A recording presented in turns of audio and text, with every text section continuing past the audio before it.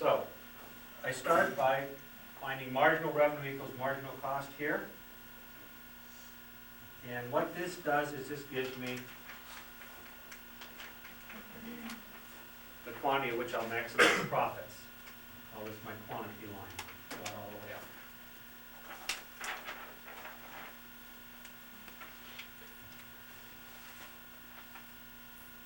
What will be my, how am I going to find my profit maximizing price?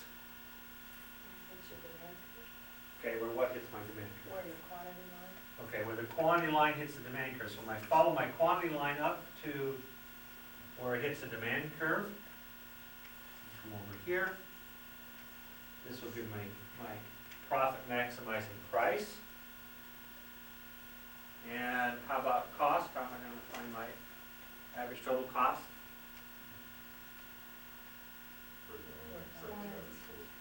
Okay, where quantity intersects average total cost, which will be here. So this is going to be average total cost. And in this scenario here, the monopolist is making what? Profit, loss, breaking even? Profit. Profit. This theory here.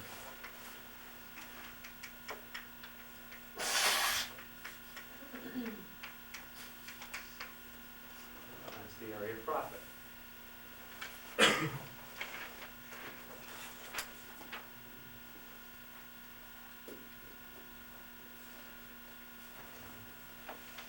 Now, notice that you can't use like the pure competition. Pure competition, we could simply find this and come over and find the price. It doesn't work. That's why the only thing that marginal revenue and marginal cost tells you is the quantity. Then once you find the quantity line, and everything else builds off the quantity line. That gives you profit maximizing quantity.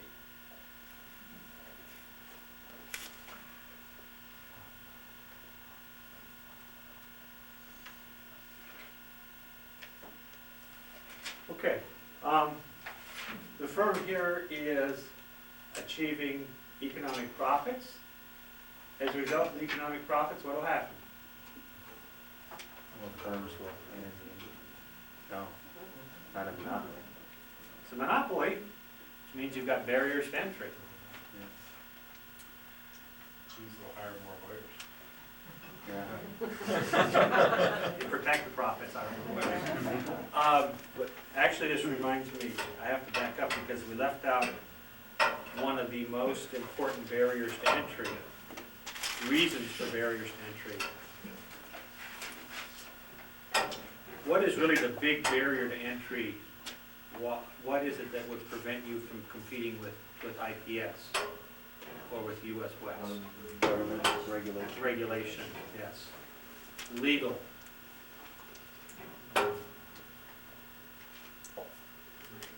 There's a franchise agreement between Midwest Energy, IPS, whatever, and the city. It says that they're going to have electricity, and one side says that they're going to decide, the other side says we're going to make sure that they don't have any competition either. It's a two-way street. So the biggest, really, absolute barrier to entry, even if you were to come with some phenomenal way of producing electricity, is there's a legal barrier that says you can't come in and sell electricity here to protect the market. Same thing with like the cable company and the phone company. Okay, but yeah, the company's making economic profits, and we say, well, okay, you are. You probably continue to because you're a monopoly and you've got some kind of barrier to entry that prevents other firms from coming in and competing with you. Now, we look at a monopoly and are they producing efficiently? Are they producing at their most efficient level, I guess I should say. No, because they're producing out here, and this is their most efficient level. Somebody might say, well, it just sort of depends on how you draw the curve. If you draw it upright, you could have it intersect right there. The fact is, no, there's no way that you could draw it exactly right and have it intersect right here. It won't do it.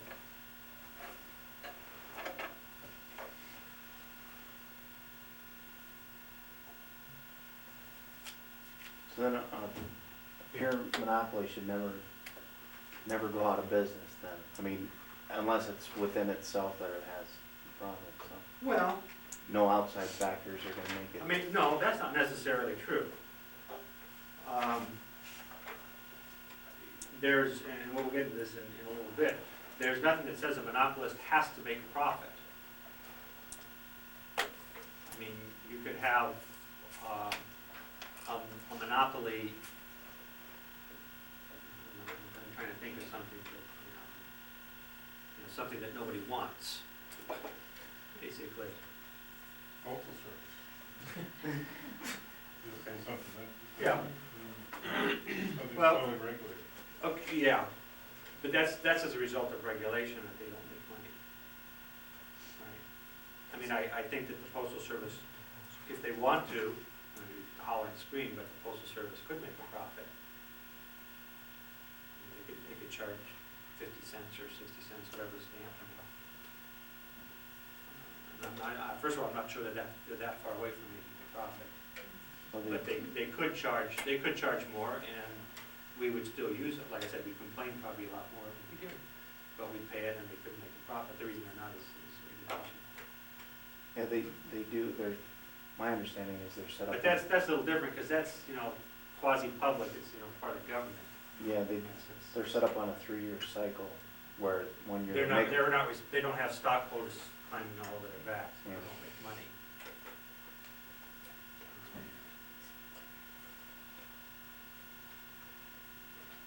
I think the only ones that don't make money are the ones that are subsidized by the government. Yeah. Well, sure, because if they don't make money, it's like any other industry. If you don't make money in the long run, there's no reason to stay in business. So you simply go to business.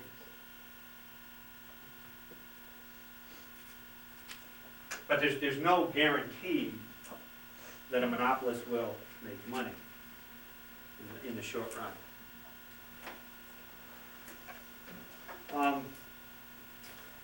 Let's just, if you take a look at page 524, again, we've done it graphically, but I'd also like to go through and do the schedule there to show you that it does in fact work.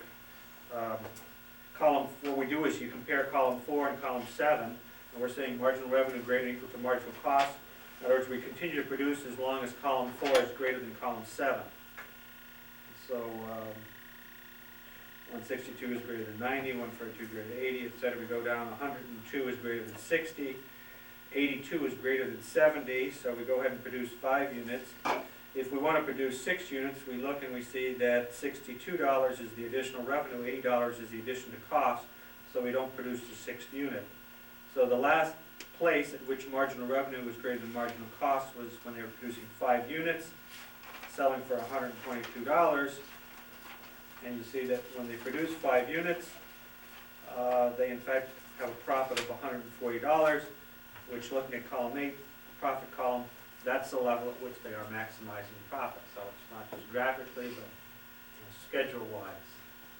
And again, someone could make the accusation that says, well, anybody can sit here and finesse the numbers to make it work out that way. And I'll tell you right now, you can put any cost and revenue schedule together, and if you use the marginal revenue, marginal cost rule, it'll come out that it has to. I mean, law of mathematics or whatever. So it's not that they're playing with the numbers to make it come out there. It will in fact be that way.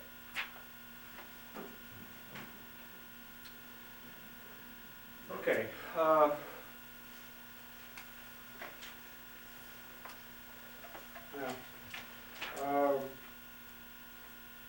Monopolists are what we call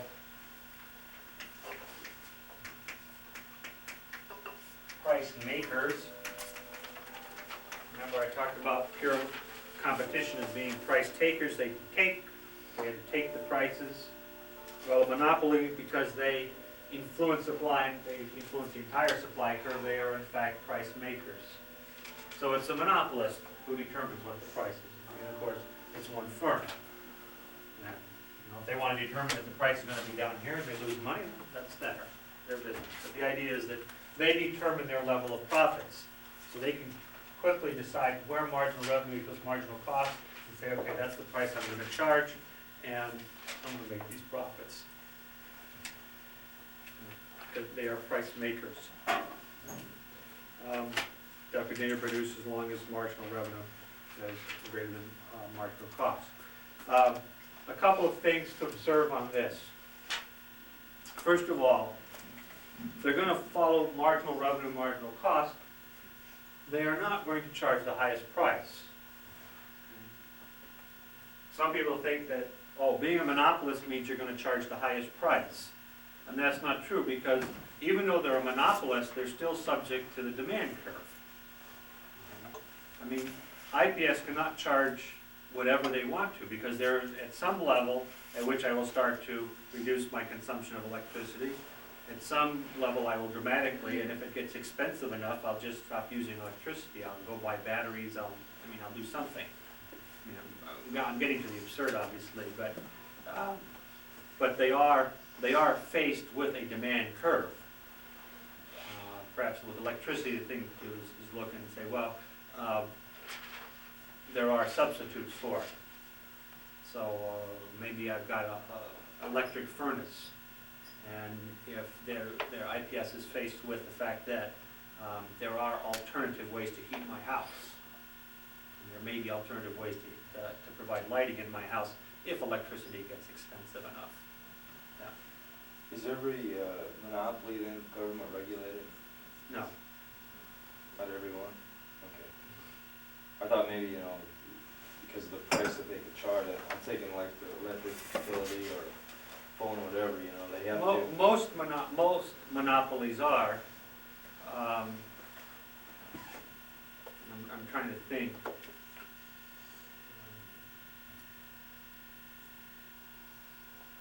I can't think of a monopoly that isn't regulated, but there's nothing that says that a monopoly has to be regulated. We do have a law. We have antitrust legislation that says if you're a monopoly, you're not supposed to exist.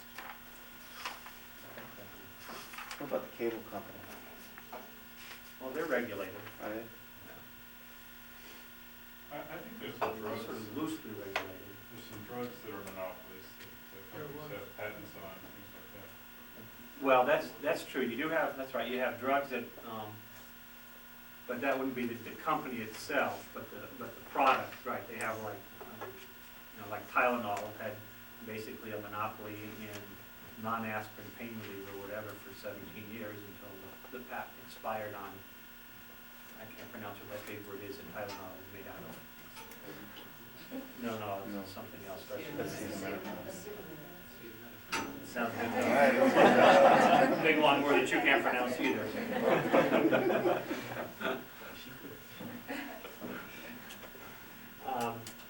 But that was, that would be an example, right? Those are monopolies. They're not regulated.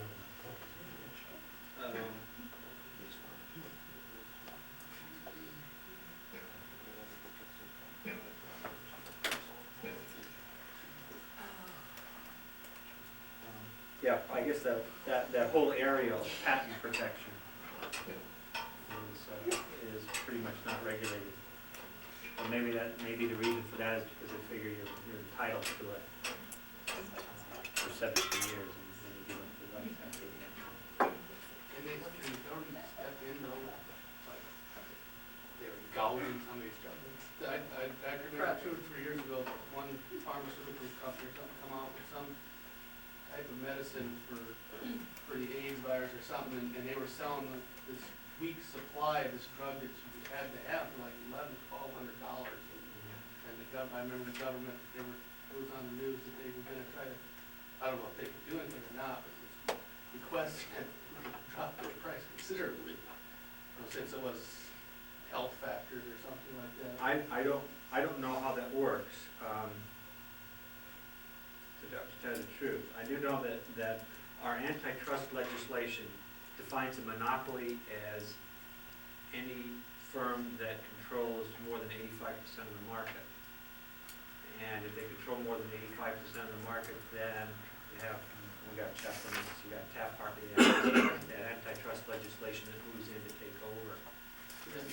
that be considered windfall profits or anything like that? It's tough to say on a drug.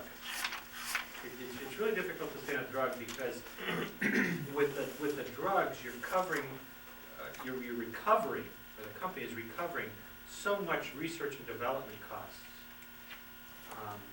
And it's not just the research and development cost of that particular drug.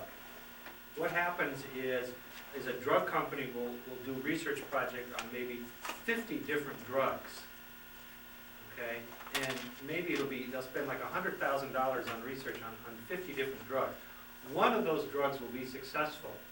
The others they won't pan out. The test results will show that they don't produce the desired effects, or they're bad, or they're not bad or good, or nothing. Okay, but what happens is you not only have to recover the $100,000 you spend research and developing that one drug, but you take the 49 other drugs that didn't pan out, and you have to pile up the research and development costs all on that one drug that did. And you may say, well, that doesn't seem fair. That if I need drug Z, that I should have to pay because drug A through Y failed.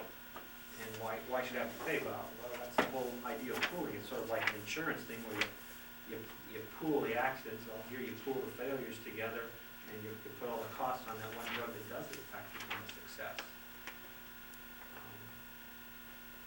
I had a little experience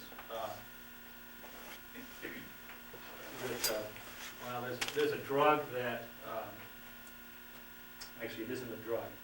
It was I don't know what you call it. Technically, it's not a drug. I guess it is. I guess it's classified more as a health food. It's a type of pill. I don't remember. It's got some initial to it. And this person, and it's an unfortunate thing because I'm sure this person thought that he was doing something really good. This individual developed this health food. It was a pill. It's classified as a health food, I think. And it has possibly some very beneficial benefits for autistic people, autistic children. What this guy did though was after he developed it, he gave it away. He said, anybody who wants to produce this, go ahead and produce the drug. Okay? And so he made it basically a public domain drug. Now, the problem is that nobody is willing to do the research to prove whether or not this drug is in fact an effective drug for autism. Because this guy gave the rights to everybody. Okay? And now the article I was reading that said that in order to do effective tests to prove whether or not this drug was effective would cost roughly $250,000. That's what the research study would cost. But the thing is, what would happen if they spent $250,000, discovered the drug did in fact cure autism? Well, they don't have any rights. They don't have any way of recovering the $250,000 because the guy who invented the drug gave the rights to the world. So no pharmaceutical company is willing to do research and development because they can't make any money off the drug. Okay, what I'm saying is there's a rationale why we let these drug companies charge a lot. And I think we forget about the fact that they've got a successful drug out here, but they had a lot of failures. And the only, it's a probability problem in the sense that the only way they come up with one failure is by experimenting with 50 or 100 different drugs, having 99 failures, and that allows them to get the one successful drug that does something like cure cancer or whatever. But that means that one successful drug is going to be expensive.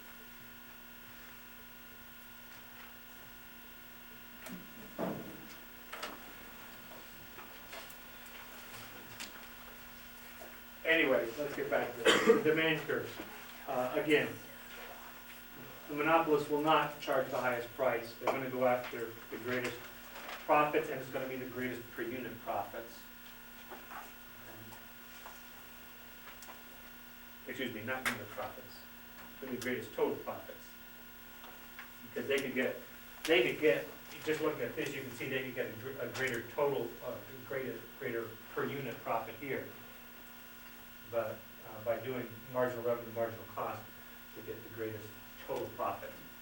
And basically what that's saying is that you have a trade-off that it's possible to charge less and make less on each individual unit and more than make up for it in increased volume. And of course, that's gonna have a lot to do with the elasticity, the shape of the demand curve. Okay. And the third thing is, as I mentioned before, monopolists are not insured against losses, so there's nothing that says that this thing couldn't have been back here and they're producing out here. There's nothing that says a monopolist cannot make a loss, take a loss.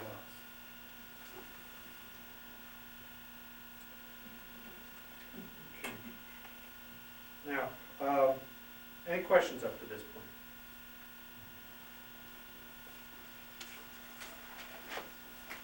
One of the things that occasionally happens in a monopoly is we run into a thing called price discrimination.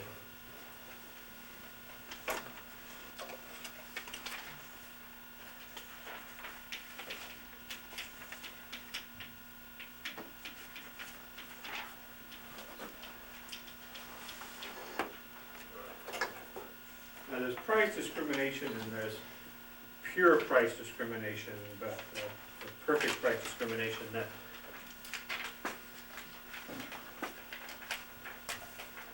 you don't have to have perfect price discrimination. There's not very many instances actually of perfect price discrimination. Technically, price discrimination is illegal. Okay, and what price discrimination means very simply is charging two or more prices for the same product. Price discrimination means charging two or more prices for the same product. In other words, you got 2 cans of pop here, you walk in, I sell it to you for 75 cents, and I sell it to you for 65 cents, or whatever. Okay, technically that's illegal. You're supposed to sell the same product for the same price to everybody. Okay, now, if you've got an efficient market, that's what's going to happen, because you know, as soon as he finds out that I sell it for 65 cents, you know, he's going to come back and say, no, I'm going to give you 65 cents or whatever. We're going to have the supply and demand bring the price.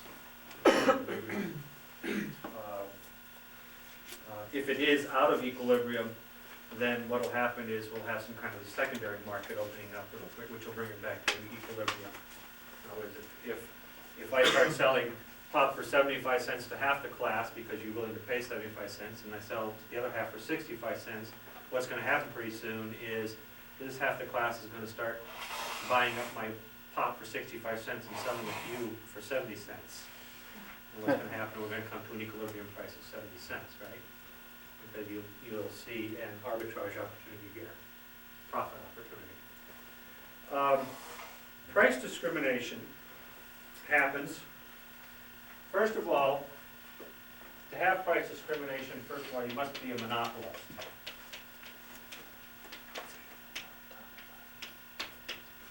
You've got to be a monopolist. You've got to control the marketplace. You need to be able to segment the market.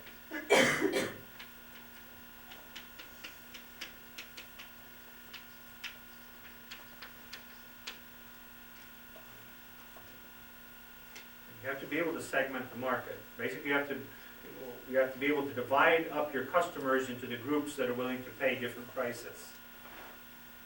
You know, we've got customers that are willing to pay the full price, and some people that are willing to pay 90% of the price, and some people that are willing to pay 80%. So somehow you have to segment the market out. And then the third is that you have to somehow keep them separated, and that is that the original seller cannot resell.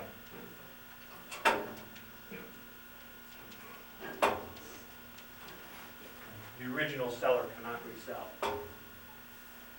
Now, if that happens, what ends up is you can have price discrimination.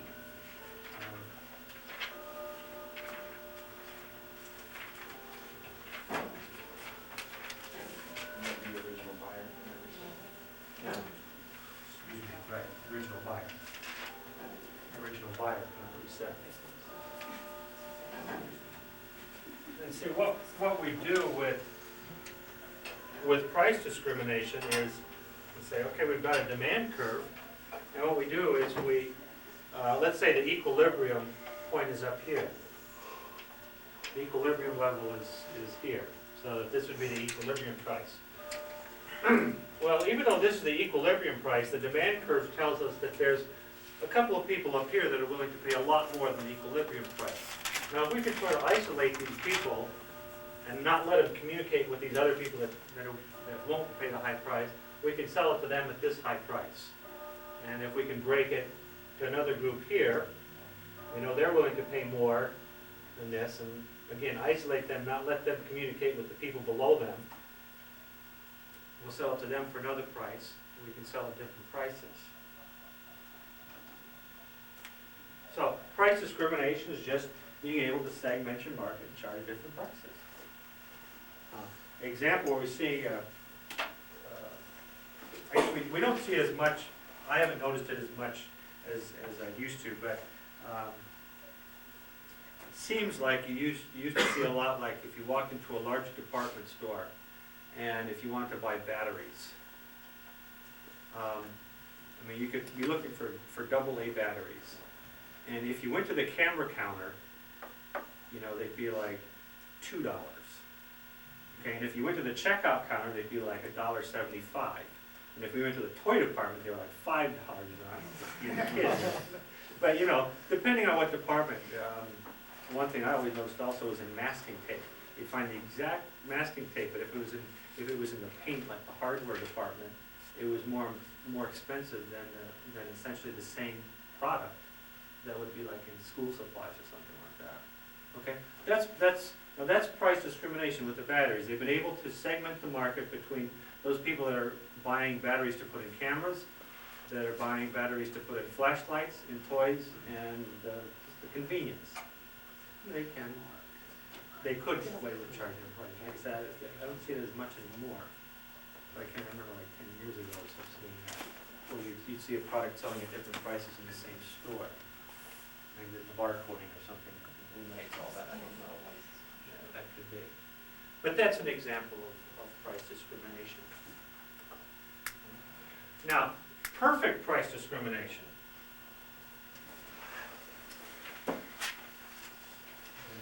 Which is a subset of this.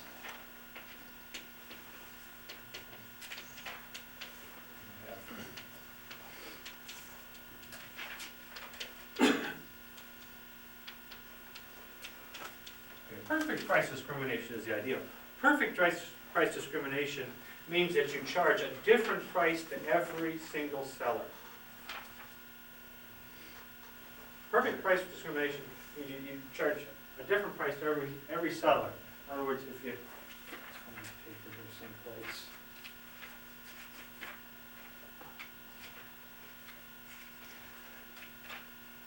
So, if you look at page 524, okay, see on page 524, it tells us that there is one person out there who is willing to pay $162 for the product, right? Okay. It tells that there's another person, one person out there that's willing to pay $152, plus, of course, the first person, if they can get it for $152, they will too. But if you can somehow isolate those two people, you can sell it to the first person for $162, sell it to the second for $152. There's a third person out there that will buy it for $142. So perfect price discrimination says you identify the one person that's going to pay $162, you sell it to him for $162. You identify person number 2, you sell it to him for $152. Identify the third person, sell it to her for $142. You identify each one of these 10 people, you somehow isolate them and sell them at a different, separate price.